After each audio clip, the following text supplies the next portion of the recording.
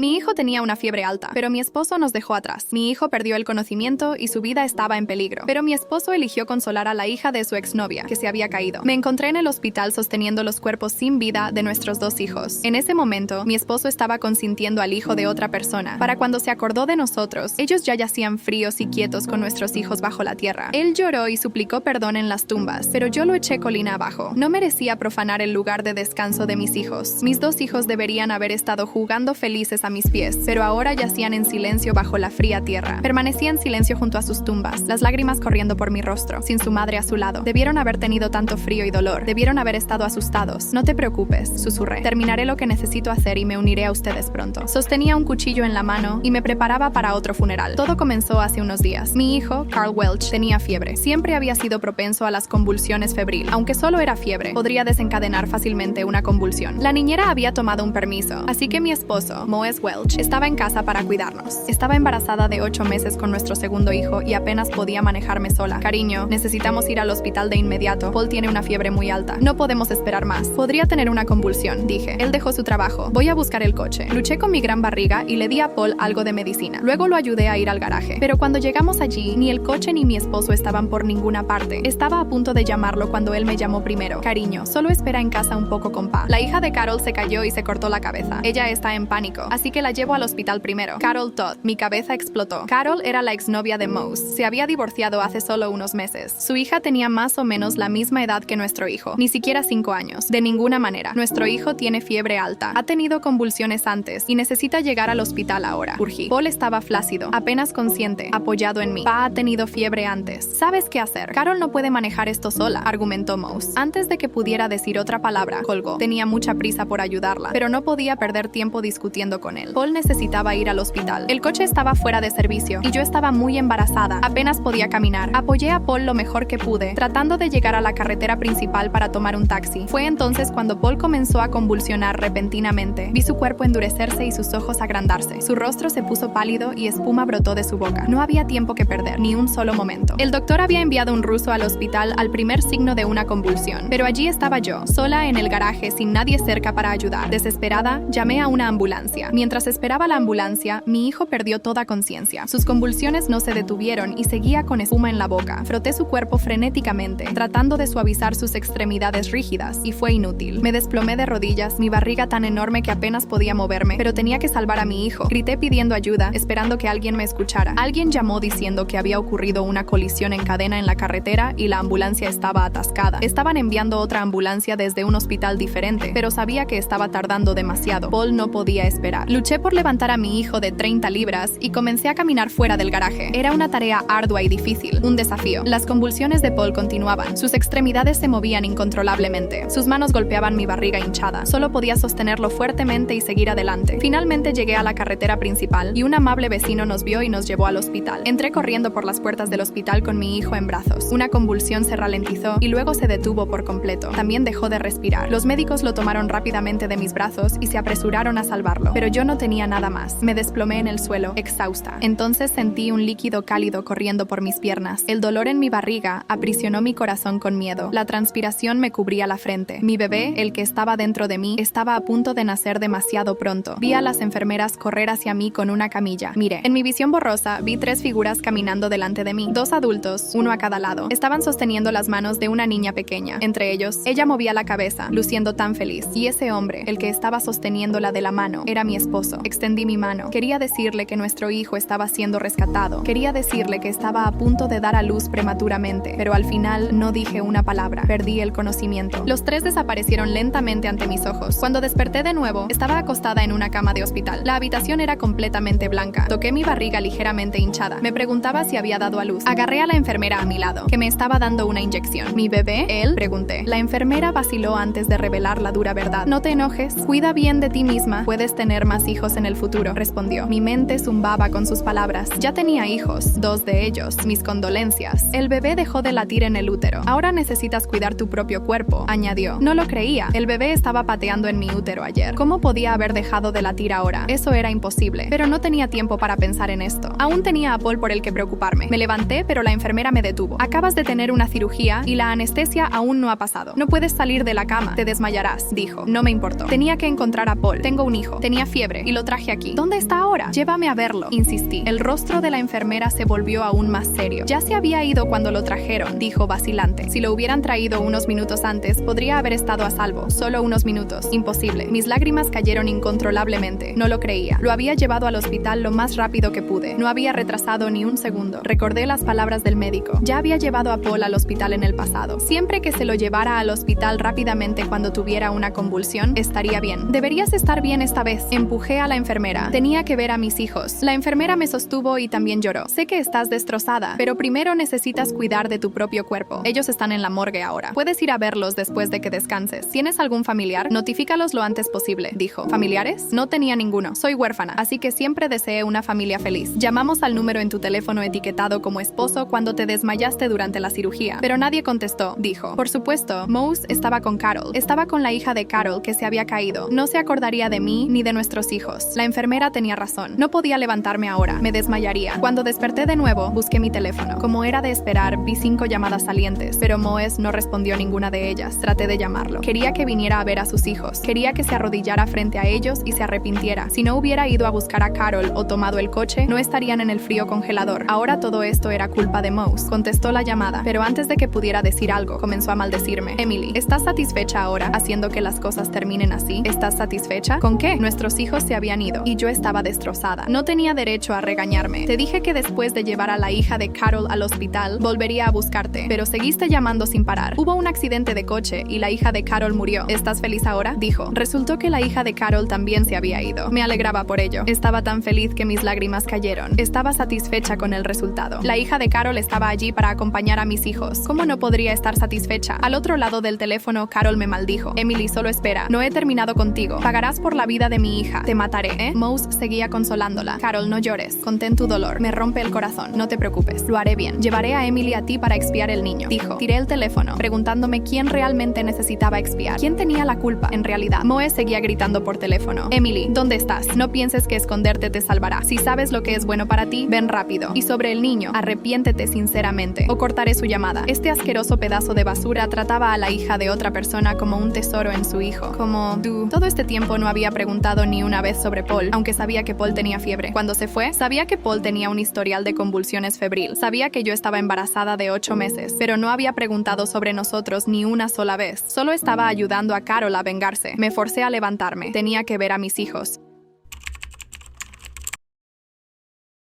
Sentada en el banco del parque, observando a los niños jugar, sentía que mi corazón se despedazaba con cada risa que escuchaba. Era como si cada risa fuera una puñalada. Moe se había distanciado, se había involucrado con Carol, mientras yo luchaba contra un torbellino de emociones. ¿Por qué no viniste a buscarme, Moes? Murmuré, casi esperando que apareciera y me diera una respuesta que sabía que no vendría. Era un día soleado, pero solo podía pensar en las nubes oscuras que se habían acumulado en mi vida. Desde la muerte de Paul, todo parecía desmoronarse. No tienes idea de lo que perdí, dije. Mi voz entrecortada, mientras miraba el vacío que antes estaba lleno con la risa de mi hijo. Intenté hacer lo que creía que era correcto. Confronté a Mose en un momento de debilidad. Necesitas entender lo que hiciste, le dije, las palabras saliendo con una mezcla de dolor y rabia. Él me miró, una expresión de indiferencia estampada en su rostro. Emily, no entiendes. Estuve ahí por Carol, respondió, como si justificara su traición con una insensibilidad que me dejó sin palabras. En ese momento, me di cuenta de que todo lo que había hecho para intentar recuperarlo era en vano. Decidí que tenía que actuar. Armé un plan para exponerlo públicamente, algo que podría revertir la situación. Pensé que, al mostrar a todos quién era realmente Moes, tal vez podría recuperar algo de control sobre mi vida. La rabia me impulsaba y estaba decidida. Nadie más me hará parecer la villana, prometí a mí misma. Pero el día en que todo debería suceder, algo salió mal. El evento que organicé se transformó en un espectáculo de horrores. Mientras hablaba, Moes, con su frialdad, dio la vuelta a la situación en mi contra. Hizo que pareciera que yo era la responsable de toda la tragedia, mientras el público miraba, perplejo, como si realmente fuera la culpable. Nunca te importó Paul, gritó, y sus palabras resonaron, haciendo que la multitud dudara. Lo que vi en sus ojos no era solo desprecio, sino una victoria amarga. Mis planes se desmoronaron ante las miradas de desaprobación y compasión que venían en mi dirección. Me sentí como una leprosa en una ciudad llena de jueces. Con el tiempo, la situación se volvió insostenible. La mayoría de las personas creyeron en Mose, y yo perdí el derecho a ver a mi hijo recién nacido. ¿Cómo sucedió esto? Me pregunté una y otra vez. Me convertí en la villana de la historia que debería ser la mía. La tristeza y la humillación pesaban como anclas, arrastrándome a las profundidades. La peor parte llegó cuando finalmente recibí la noticia. Estaba sola en casa cuando el abogado llamó. Emily, lamento mucho, pero el tribunal decidió, dudó y supe lo que venía a continuación. El mundo a mi alrededor se desmoronó. No puedes quitarme a mi hijo, grité, pero la realidad se impuso, implacable. El eco de mi grito parecía resonar en una casa vacía. Escribí esta carta para poner mis sentimientos en palabras, para intentar entender lo que quedaba de mí. Querido Paul, si algún día lees esto, sabe que siempre estaré contigo en espíritu. El dolor que siento por no poder abrazarte es insoportable. Cada día que pasa es una lucha, y la luz que alguna vez brilló en mi vida se apagó. Nunca quise que estuvieras lejos de mí, y el hecho de que ahora esté atrapada en esta profunda tristeza es algo que no puedo soportar. El mundo a mi alrededor parece gris, y no hay más promesas de tiempos mejores. Siento que estoy perdida en una noche eterna, sin un camino claro por delante. Con amor, Emily.